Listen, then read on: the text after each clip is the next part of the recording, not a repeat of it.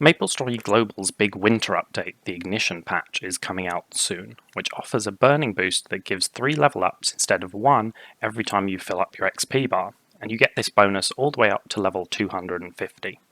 This makes it the perfect time to start playing MapleStory. So, should you? If you've watched any of my other reviews so far, you'll know that they've been mostly positive, but this one's a bit more mixed. In short, the answer is maybe. Certain types of players will love it, and others will hate it. For me, it boils down to this. If you're the type of player who really likes a lot of daily content, then yes, MapleStory is probably for you. If you can't stand having to do dailies to progress, then you just won't enjoy the game. As always, I'll have a summary of the pros and cons in the video description, so feel free to skip ahead if you don't want to listen to my detailed thoughts, and like and subscribe if you find it helpful. So, let's get on with the video. So, what is MapleStory? MapleStory is a Korean side-scrolling 2D MMO, the most popular 2D MMO by far. Being a Korean game, it's extremely grindy, and most of the content is centered around leveling up your character and killing bosses. There are 49 classes in the global version of the game currently, with more being added all the time, so there's something for everyone in terms of playstyle. The range of playstyles is absolutely huge. You've got warriors, magicians, summoners, thieves. There's bound to be something for everyone. Some of the classes are exclusive to certain versions of the game. Kana and Hayato, for example, were originally exclusive to Japan, but the global version tends to get all of these region-exclusive classes, except for one, which is a Chinese-exclusive class that no other server has gotten. Unclear if global will ever get that one.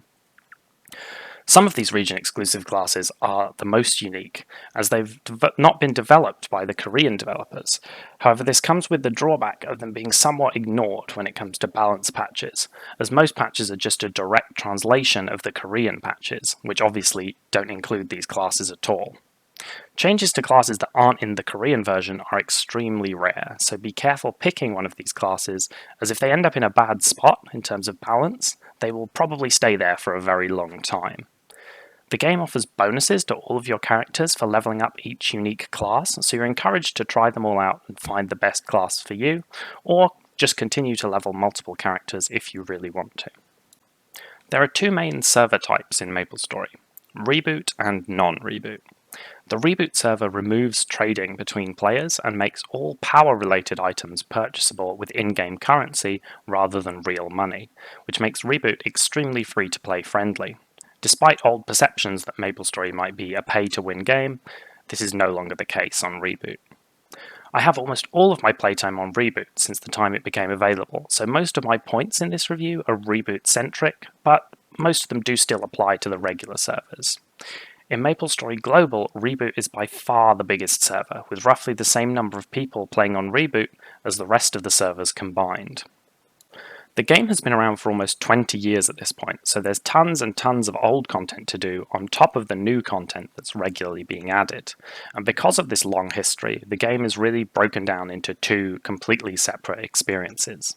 The pre-level 200 experience, which is mostly old content, and if you've played MapleStory at any point in the past, it'll probably be fairly familiar. Here you'll be grinding monsters as the most efficient way to gain experience, although there are still some theme dungeons along the way, which give good XP. The post-200 experience, however, is very different. Dailies really take over as the primary means of progression. You'll still be gaining XP and leveling up by grinding, but you also need to level up the secondary arcane power system to do more damage to monsters in the post-level 200 areas. If your arcane power is too low for an area, you'll do little to no damage. This makes the dailies basically mandatory, as higher level areas also have higher arcane power requirements, so your progression can become gated in a big way behind the daily content that gives this arcane power. Events often offer ways to skip ahead and bypass some of this time gating, but you'll still have to do a lot of dailies to get enough arcane power for the later areas. On top of this, leveling itself becomes extremely slow in the later points of the game. Above level 250, you're going to need sort of tens of hours for each level, and the current level cap is 300, but there currently isn't really any content above level 275, although the Ignition update will increase that slightly. No one's reached level 300, and the highest level currently on the global server is 292. To put into context the difficulty of leveling at level 292, I think this player is looking at thousands of hours per level at the current XP rates in order to level up. Beyond around 275, there isn't really much point to leveling further, despite there being a higher level cap. This can be either a positive or a negative, depending on the type of player that you are. If you don't mind just stopping as it doesn't give any more bonuses, then this doesn't really affect you, and some people love these additional aspirational goals, so they'll just keep going. If you're the type of player that can't stand being any lower than max level though, then this will probably annoy you.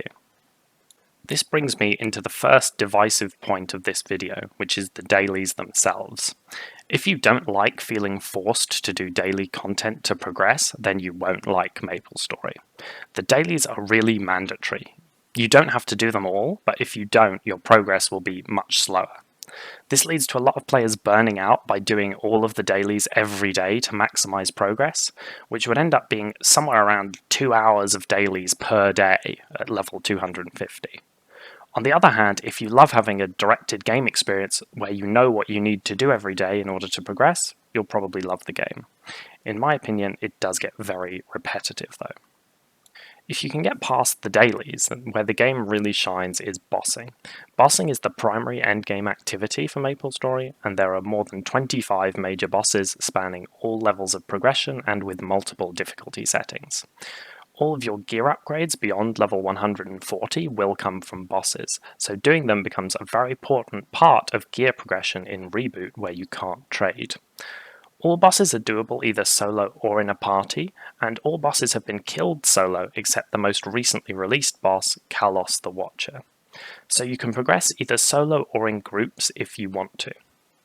Bosses are also now the primary source of Mesos for most players, as Nexon continues to nerf Meso farming rates from normal monsters, and has recently buffed the amount of Mesos that boss crystals sell for. Boss crystals are guaranteed drops from boss kills. Most bosses have a weekly lockout, although some of the lower difficulty bosses have a daily lockout instead, and the Black Mage, who is sort of the big bad for most of the story, has a 1-month lockout. The boss mechanics themselves are really unique and varied, and the later ones can be very challenging if that's something that you're looking for. I would definitely recommend giving MapleStory a try if you enjoy boss fights, as it has some really well designed encounters. The second type of progression, once you have the equipment itself, is upgrading it, which is very luck based. Not only do you have to obtain the gear from the bosses, which is usually the easy part, although there is some variation in how many runs it takes, but you also have to upgrade it, which is where the real investment comes in.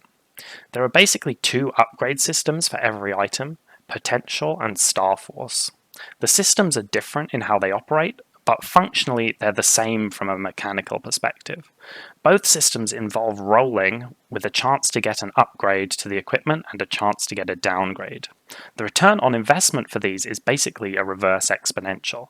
Initially, you can spend a little bit of money and see big gains, but the more you invest, the less likely it is that you'll be able to get something better, so the more it costs to make sure that you do. These in-game gambling systems for upgrades can be really fun initially when you're getting upgrades fairly regularly, but in the later stages when upgrades become extremely expensive, they can get very frustrating, as many players save up Mesos for months to have a good chance of achieving this upgrade and still get unlucky and end up behind where they originally started. To access most of the content in the game, you won't need to get to too ridiculous a level of investment in these systems, but to get to the absolute cutting edge, it can be a really frustrating experience. I already briefly mentioned Nexon nerfing Meso farming rates from normal monsters earlier in the video, so I'm going to go into a little bit more detail on that point. By the time you're watching this video, Fury Totems have probably been removed from the game. These were items that buffed the spawn rate of monsters on a map, which meant that you could kill more monsters per hour, and therefore get more Mesos and XP per hour. They removed these without really much justification, and with only a few weeks' notice, which is in my opinion unacceptable for something which massively changes the high-level Meso farming and leveling meta. This isn't uncommon with Nexon, who are the developer of the game. They don't really seem to take player feedback into account at all, and often remove global exclusive content with little to no notice given. They once removed a global exclusive questline which offered the only badge which could obtain potential in the game, which caused a big difference in power between those that had gotten the badge before the removal and those that hadn't. This is seen again and again in terms of balance to classes which aren't in the Korean version.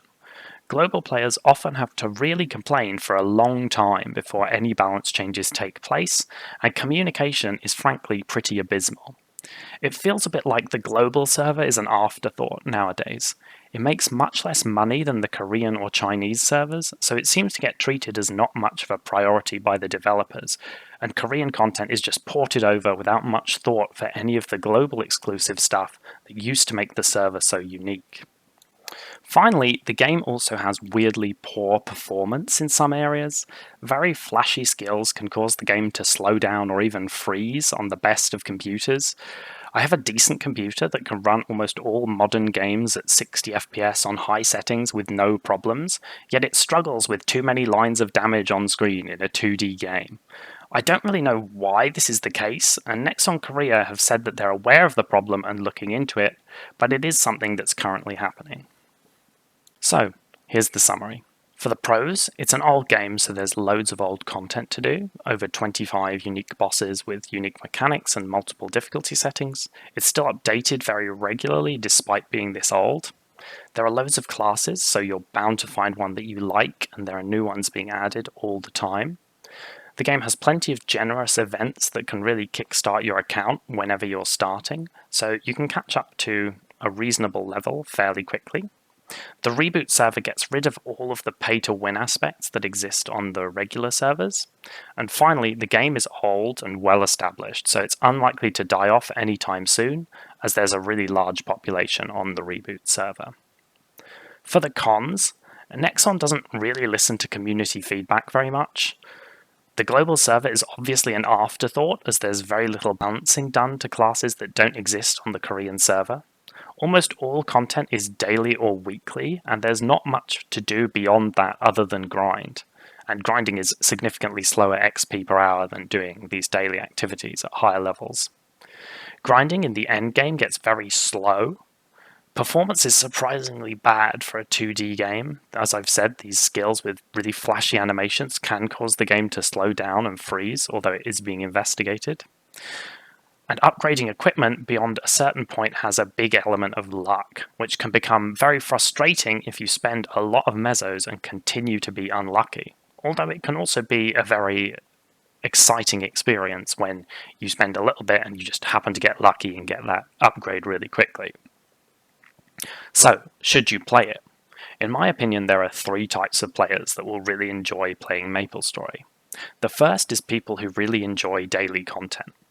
The second is people who really enjoy doing boss content and are willing to do whatever it takes to get more of that. And the third is people who enjoy playing lots of characters to a medium level, but never doing too much in the endgame.